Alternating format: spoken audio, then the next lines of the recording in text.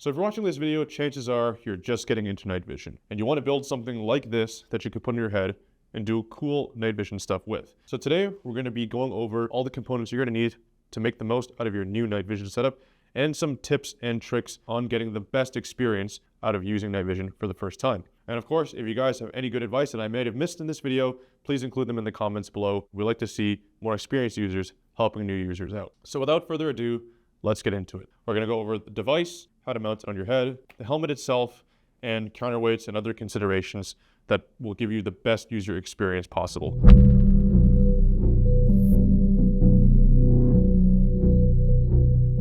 There's lots of different kinds of devices on the market. Kind of like cars or computers or anything else you buy, there's going to be different devices for different kinds of needs, but these can be all categorized into, I would say, 3 basic categories. The first one is going to be monoculars, then binoculars, and something, if you're just starting out, you might see something called a biocular device on the market. Those devices are going to bring kind of the worst of both worlds in terms of the bino and the mono. An example would be the PVS-7, and there is a reason why pretty much nobody in the professional world uses a PVS-7 anymore. So between the mono and the bino, which one would I pick as a new user? And in my opinion, the monocular is obviously going to be the way to go. First off, this guy is going to be a lot more affordable than a bino. With half the glass, half the housing, and only 1 tube instead of 2, the mono is probably going to be half price or even less than a binocular housing. So there's lots of savings there. Monos are also going to be a lot lighter. Now, this might not really matter to you if you're just looking at them on a table right now, but when you actually mount them on your head, the weight does make a huge difference. And having a lighter device means that you can use it for a longer period of time without as much neck strain. Most modern devices out there are also going to be upgradable and scalable. So with a monocular, you can just use this as a standalone monocular. You can even use this as a handheld device or wear this around your neck. Totally works fine. If you do want to upgrade to a bino down the line, most monos from reputable builders can be taken apart and you can either take the glass and the pieces inside to integrate into a binocular housing. I would suggest emailing your dealer or us about that process. Or if you do want, you can actually buy 2 monoculars like so and hook them up to a bridge, for example here, and create your own binocular housing that can then actually be split to be used with 2 different users. And you can actually bridge monos with a thermal device for what's called a dual band setup. But all I'm saying here, all you need to take away is when you get a monocular device, it really opens your world up to the entire ecosystem of night vision devices. The housing is going to determine the name of your NOD, and it's also going to determine the feature set. In my case, I'm carrying probably the housing that I would recommend most, and arguably the most popular housing in the world, and that's going to be the PVS-14. Monos come in many shapes, forms, and sizes. For example, here I have a Nocturne Industries Tanto, and as you can see, these guys do look similar, but they're going to have some differences. The Tanto is a bit more of a premium housing because it's ultra light and ultra durable, but it does exchange some features as a result of that. For example, this guy has a longer battery life because it uses a CR123 and it has simpler controls, simply on or off. But you do lose out on things like an IR illuminator or manual gain with an ultralight housing. The PVS-14 is going to be the opposite. It's going to have manual gain, it's going to have an IR illuminator, but it's going to weigh a little bit more. I would honestly just start with a PVS-14 because it is the most ubiquitous housing on the market. It's been used by various Western militaries for decades at this point. And honestly, it's so easy to find parts for, it's easy to find little bits for, accessories, all that stuff. Some devices out there that you see, they might even look like a PVS-14. They might even be clones of a PVS-14. But because it's not a PVS-14, they will have some incompatibilities with accessories, lenses, things like that. If this device were to break on you, for example, let's say you drop this on the knob and the knob snaps off, most night vision dealers will have parts to fix it, or you can find those parts online yourself. Whereas with other housings on the market, it's going to be hard to find different parts and different bits for.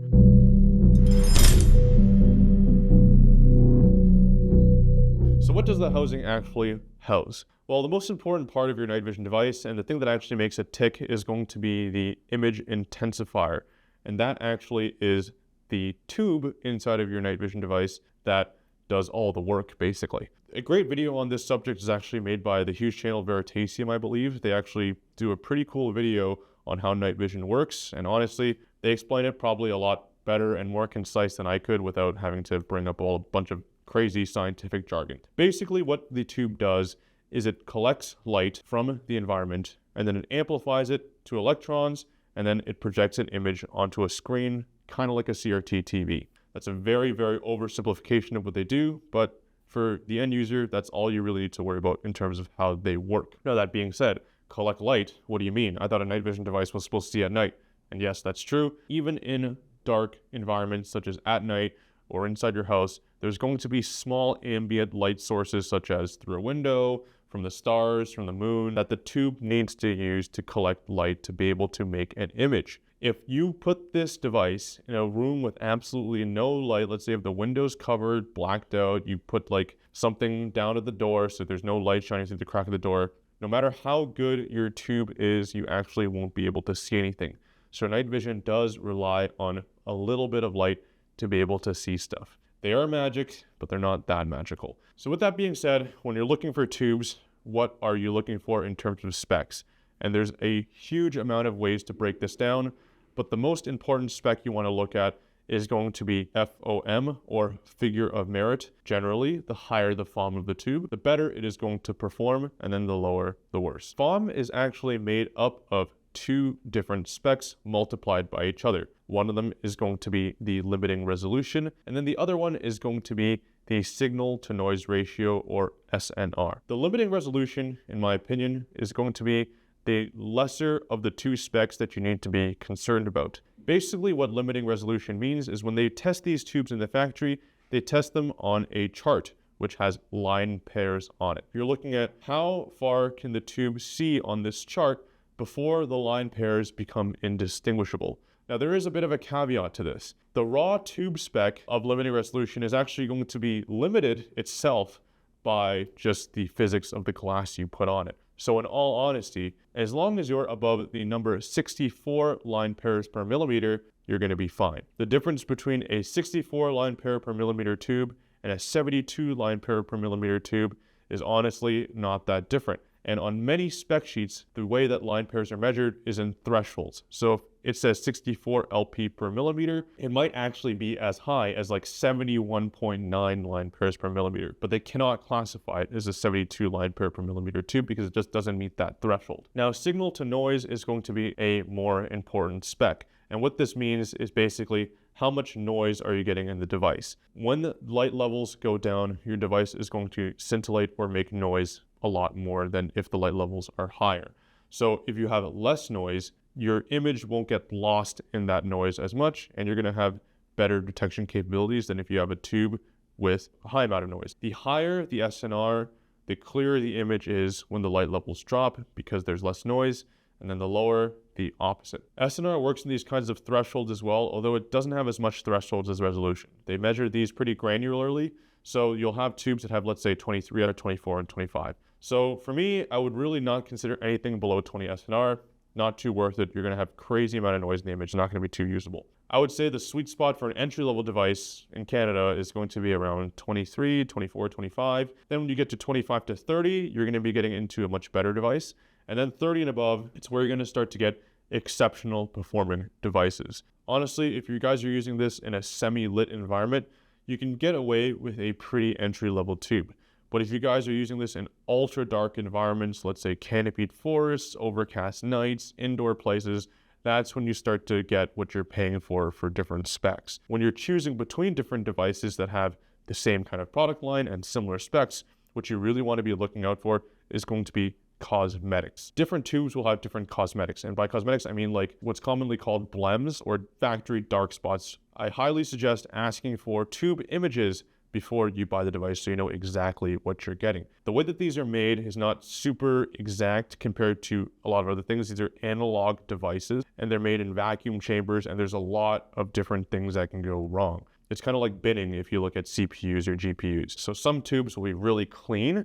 Some tubes will have little speckles on them, whether that be in different zones. Some tubes will even have streaks or shadows. If you had to choose between 2 or 3 different tubes and they all have very similar specs, I would actually choose the one that has slightly lower specs with better cosmetics than the ones with higher specs and worse, because cosmetics is not something you can fix. It's baked in the tube itself as part of the manufacturing process. They will not go away. Now, that being said, if your tube has a few blends in it or whatever, that doesn't mean it's unusable, doesn't mean it's trash, doesn't mean throw it away. It's very, very rare that you get a tube that has perfect specs and great cosmetics. So the last thing I'm going to talk about for the image intensifiers, and I know this was a long topic, but one thing that a lot of new users talk about is going to be phosphor. So phosphors are going to determine the color of the tube image, right? So there's green phosphor, the classic tube image that you might be more used to, that you see in a lot of video games, a lot of older movies. And then what's modern now is going to be white phosphor. A lot of this is mostly going to be preference. Now, there are some reports that say white phosphor causes less eye strain, but there also are going to be conflicting reports that say green phosphor has more contrast, or green phosphor, because the human eye sees a much more wider wavelength of green, that green is going to have more differentiation between shades. And in my opinion, it doesn't really matter. If you have to choose between green and white phosphor, go with the one with better specs and better cosmetics. The reason why we only carry white phosphor tubes as of now is because white phosphor is simply right now more fashionable. That's the truth. But in my opinion, if you can get a good performing tube, the phosphor color doesn't really matter. Go with green or white. Just go with something that has good specs and good cosmetics for whatever budget you're buying in. The last major component in the anatomy of a device is going to be your lenses. And like tubes, there's a lot of online discourse about lenses, but if you're buying from a reputable builder, generally most mil-spec or equivalent lenses are going to be fine. Different lenses will have slightly different image qualities. Some of them will be a little bit sharper in the center, some of them will have less distortion. All the lenses we carry are going to be pretty much good to go, and all the lenses that you see on most reputable retailers are going to be good to go. If you don't know what lens to get, I'm holding a gold standard right here, and this is going to be the Noctis mil-spec lenses. Generally, these guys are kind of the lenses that all other lenses are measured up to, and of course, we just did a video on the RPO lenses, which are excellent. They're going to have slightly different characteristics when it comes to weight and things like that, but honestly, just 40-degree mil-spec lenses, they'll be fine. If you get, let's say, lenses from Express or some other crazy place, they might actually look a lot like lenses that you would buy from a reputable dealer, but sometimes they actually don't fit accessories. They don't have proper threads, they're not properly spec'd, they might not even fit the device properly. So just be careful with what you're buying out there. Make sure that the retailer or whoever you're buying from knows what lenses they're using. Because it's an optical system, the lenses do matter. So with lenses, every night vision device is going to have a set. One lens is going to be your front or your objective lens, and then one lens is going to be your rear or your eyepiece or your ocular lens. You will notice with night vision devices that the front lens has a very sensitive focus, and this is what you're going to use to focus your device to your surroundings and things you're looking at. The reason why it has a sensitive focus and why things up close are blurry, things far away are sharp, and vice versa if you focus is because this lens needs to collect a lot of light. It has a wide aperture, and therefore it has a narrow focus. That's just the nature of having a lens that collects a lot of light. The rear lens is also focusable, but this is going to focus the projected image of the tube into your eye. If you don't have perfect vision, then you're probably going to need to play around with this a little bit, usually bring it into the negative values to make sure that image is sharp for your eye. This is called diopter focus. So all in all, front lens focuses to the world, rear lens focuses the device to your eye. If your device is built properly, when you back this lens all the way into the device, it should stop at what's called an infinite focus, which means you have a good general focus of things far away and of a usable distance, I would say, close to you. If the device is homebrew or it's not built properly, the infinite focus might be off. You're actually going to need to adjust that a bit so that way it doesn't over-focus the device. And we're probably going to talk about more in a future video later. But honestly, if you have a device that's properly built, it's fine. And just because your infinite focus isn't adjusted doesn't mean you can't achieve it. It just means that you're going to have a section of focus for the front lens that's not actually going to be within usable range.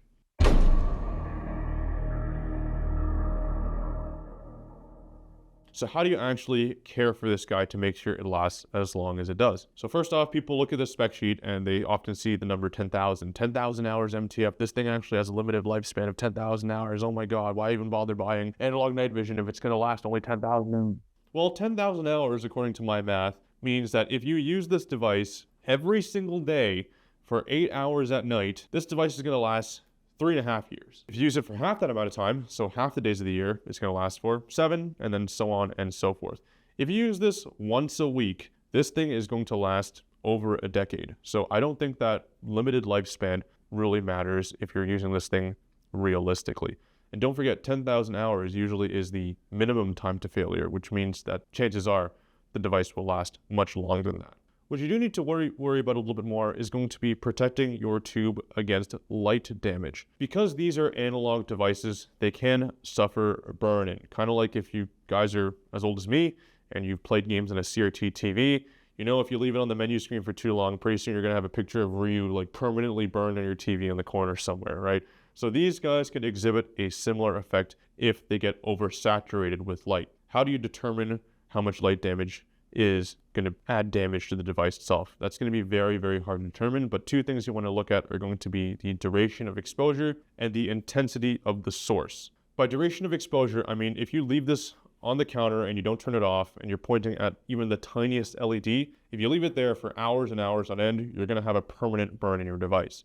By intensity, what I mean, and I don't know why you would do this, but if you were to bring this to a concert that has lasers, for example, lasers are going to be very intense. Even a short duration from a laser can cause permanent damage on your tube. Now, temporary damage is also possible too. If you're looking around at streetlights and moving your head, if your tube is very sensitive, sometimes you'll get what's called streaking, which is temporary damage. Generally, those go away with use, but permanent damage does not go away. So you just want to be careful of not exposing your device to too much light. However, the tube will have protection mechanisms inside it to prevent that from happening. Some examples include autogating, bright source protection, or a combination of the two. These will basically do a variety of things, such as flash the tube at a high frequency or lower the voltage of the circuitry inside to prevent your tube from getting damaged. Now, these do help a lot, which means that most modern tubes, you can use them, you can kind of move them around streetlights, you can use them driving with oncoming traffic, all that stuff, and you won't suffer any permanent damage at all. However, you do want to be aware that these are not foolproof. These are there to help you out and to prevent any mistakes, but they're not foolproof. I don't think you need to be too careful. You don't need to baby it at all, but you just want to make sure that you don't expose it for long periods of time to little sources of light or for short periods of time to very, very intense periods of light. Anything in between, you're generally going to be fine. Most of the times when I see devices that are damaged, they're not actually going to be damaged from use. They're going to be damaged from improper storage. So if you're not deploying this guy anytime soon, take your battery out, make sure the device is off. And if you are going to be deploying it as you're using it on your head and it's not nighttime yet or using it in a mixed lighting environment, let's say you're using it in the day and you're moving to a structure where you're going to put it on, I would recommend having a few accessories to make your life a lot easier.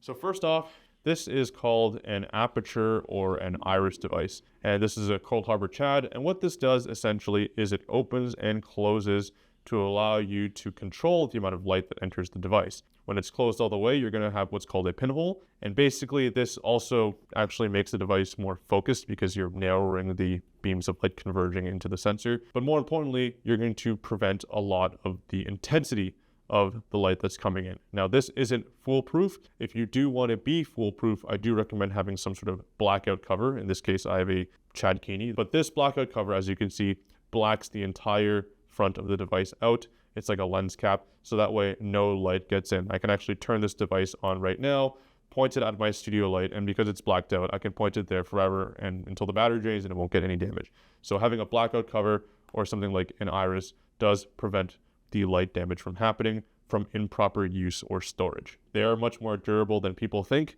but not so durable that you can't just treat them willy-nilly. There are a few more accessories that I would recommend for new users. Now, if you use a phone, chances are you're probably going to put a screen protector on your phone. You're probably going to want to put some sort of lens protection on your Nod. These front and rear lenses are made of glass on the device itself. So what we have is some polycarbonate lenses on the front and rear. So that way, if your Nod takes any bumps, if you do use this for any force on force or any training purposes, spalling, dust, all that stuff, you're going to be fine. You're not going to have any permanent damage to your glass, and it also helps keep the device keep its resale value. So that's something that you might want to consider, is getting some basic lens protectors that just screw into the front and the back.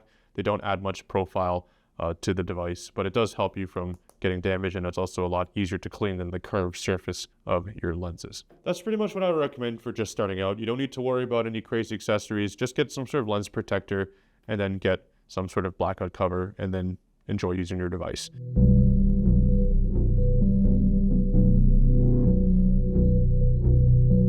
Now that you have this device, we all want to put this on our head. So how do you do that? First off, you're going to need an arm. You'll notice that most monocular devices come with what's called a 1/4 20 screw. If you're into cameras, you'll know what this is, but there's no actual way to mount this on your head without some sort of aftermarket mount. In this case, I have our Cold Harbor Raj here. So this is going to be called your arm, and most monocular night vision devices will need some sort of arm to mount on the mount. So there you go. Now that you have your arm on, you have a dovetail surface. Now I do recommend dovetails because there is a mount that will probably come with your PVS-14, your bayonet J-arm, right? So I don't know why they call it a bayonet mount. I don't really remember why. If you guys know why, you can put it in the comments below.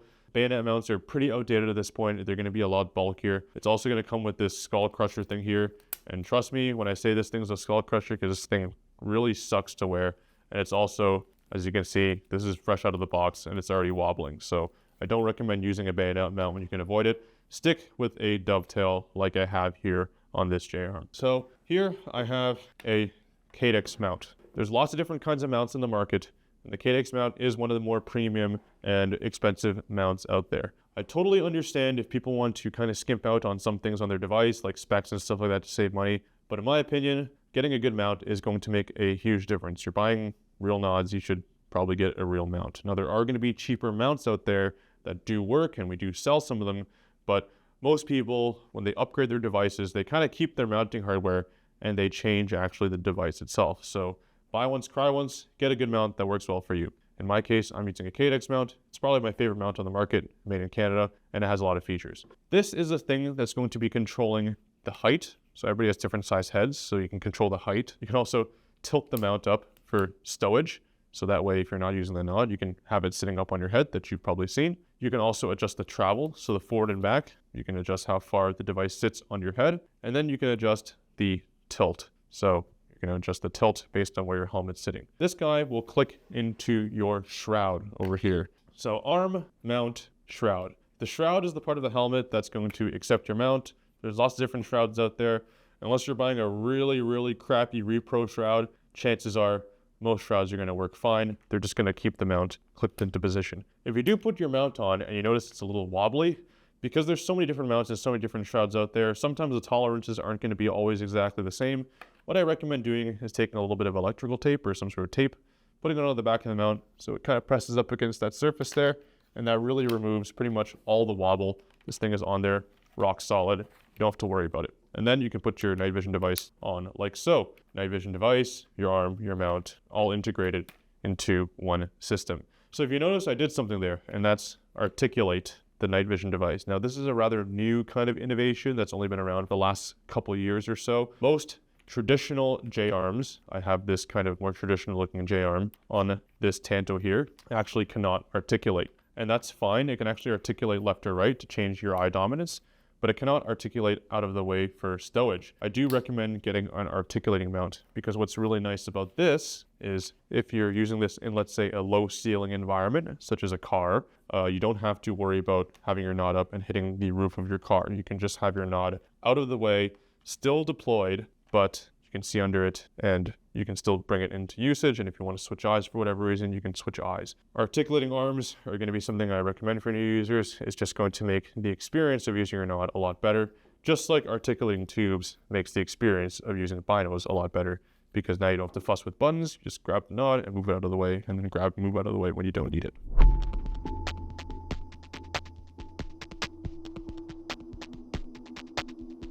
Not a helmet channel here, but if you're getting into nods, what I recommend is just going to be getting a bump helmet. Honestly, just keep things simple, keep things affordable. Most bump helmets are going to be just plastic shells, and it's going to be, in my opinion, the best way to start off mounting your nod. Now, of course, you can go the ballistic route, right? But in my opinion, if you're not a professional user, you don't really need a ballistic helmet, because it's going to weigh a lot more and it's going to cost a heck of a lot more. Here I have our bump helmet. I believe this is around 300 to 350 or so CAD with a whole bunch of fixins and upgrades. And over here I have a Team Windy Epic Specialist. And this guy is going to cost, I believe it's like $1,600 or something like that. So it's going to be a lot more than this guy. And honestly, if you're just a hobbyist and using your night vision devices, you probably don't need this guy. You can survive with just a bump helmet. Now there's also a third option, and that's going to be this guy over here, a head harness. So this is a Tracer Tactical V2, very, very well designed, pretty comfortable, honestly, and obviously it's going to be a lot lighter than a helmet to wear. However, if you're just starting out with night vision, although this is pretty comfortable, it's obviously not going to be as comfortable or as rigid as a bump helmet. I suggest getting this as kind of your secondary mounting device if you want to do any hiking or recce or whatever kind of work you want to do. A head harness is great for that, but as you're first starting out as your primary mounting device for your Nod, in my opinion, it's not going to be this guy. Get a bump helmet, just a lot simpler, simple as that.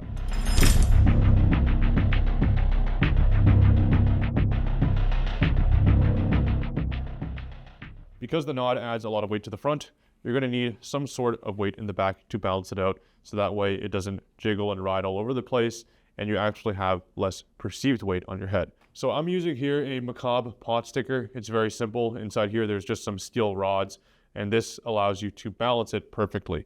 And the way you can test for perfect balance is you make a fist, you put it on your helmet, and you hold it like that. That's going to kind of simulate your spine and your head.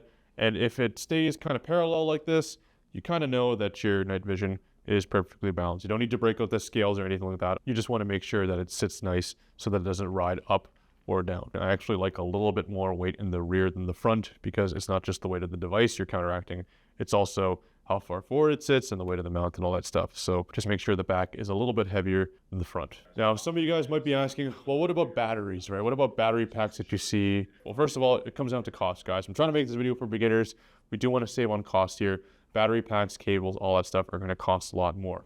Additionally, something like a PVS 14 doesn't actually have a way to put an external battery on it out of the box. So a battery pack over here won't really do anything for a 14. When it comes to battery life, these guys already last 40 plus hours anyways. So in my opinion, it's just easier to carry a few spare AA's or CR123s in your kit rather than have a very expensive battery pack, unless you actually need it for cold weather operations and if you have a goggle that supports it. Another I would consider essential item for your night vision device is going to be a tether. It doesn't need to be fancy. It can simply be a piece of paracord tied around your helmet, or in this case, I'm using one of our Noodles, which is an elastic tether with a little cord or a tab. So what a tether does, it just gives you basically secondary retention on your device. So if you accidentally press a button, let's say you accidentally press the release of the KX, your Nod will simply stay on your helmet and drop like so. It won't fall to the floor, it won't fly off your face. It's just a piece of insurance, a peace of mind to have for your device. A lot of mounts are breakaway mounts and they're designed that way. So that way, if you have too much force coming down your Nod, the mount will actually break off your helmet. And it's designed to do that so that the force doesn't get transferred to your neck and kill you. A cheap little piece of cord or a little piece of elastic is going to save your multi-$1,000 device. There are some other helmet accessories that just make using the Nods a lot more pleasant. First thing is going to be EarPro. So what EarPro does is it actually kind of clamps down on your head so that you have a lot more pressure, and I can actually use these, and I have, without the chin strap at all, because I have the pressure from the ear protection, and then my helmet is properly counterweighted and my Nod's properly adjusted. Super easy to use, not much momentum I feel in my neck. I don't think you need to go super fancy with EarPro, but these are just simple Howard lights, probably the best budget EarPro there is out there. Getting something like Howard lights is going to be a pretty huge upgrade to your helmet, allowing you to have a little bit more pressure and also to protect your ears from any loud noises. Another thing that you might want, especially if you're doing training or anything like that, is you want to get a strobe. Doesn't need to be fancy.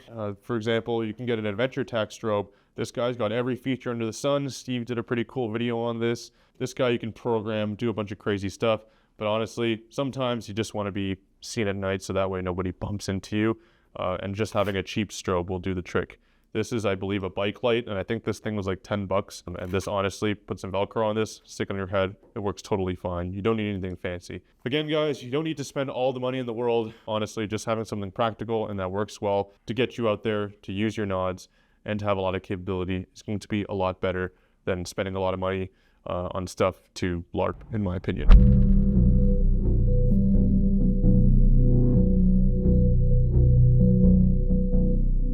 So now that you kind of have everything set up, what are some tips and tricks I would give to new users? I highly, highly recommend getting used to the controls while this thing is off your head. I can't count the amount of times I put a night vision device on someone's head, I don't really tell them what to do, and then it drops. And if it's not tethered, whoopsie-doo, right? Get used to the controls, the on-off knob of the PVS 14, the gain controls, the iris, the focus, move it up and down, articulate it, just get used to doing this. Even close your eyes and just get used to finding out where the buttons are and all that stuff before you put it on your head. Super important, I think, and very, very overlooked. Once you kind of practice with it and you're good to go, put it on your head, turn off all the lights in your house, wherever you live, walk around with it, just get used to manipulating it, get used to manipulating the focus, looking at stuff close and far, have some fun with them in a safe, enclosed environment, so that way when you go out there, you don't trip and fall and, break something. Once you get more used to that, a huge hobby that I recommend is go hiking. Find a trail that you can go to at night, put your nods on, and just take a walk. Plan a route, bring some friends if they have nods as well, and just get used to moving around with these things before you do anything crazy cool or crazy dynamic with them. Because honestly, once you're used to doing that, you've already put yourself ahead of most night vision users. So thanks for watching, everybody. I know this was a little bit longer of a video. We are going to make more new user-oriented videos soon. So if you guys like this kind of stuff, let us know down in the comments what you guys would like to see next. And with that, everybody, enjoy your new night vision. Have fun out there. Stay safe, everybody. And we will see you in the next video.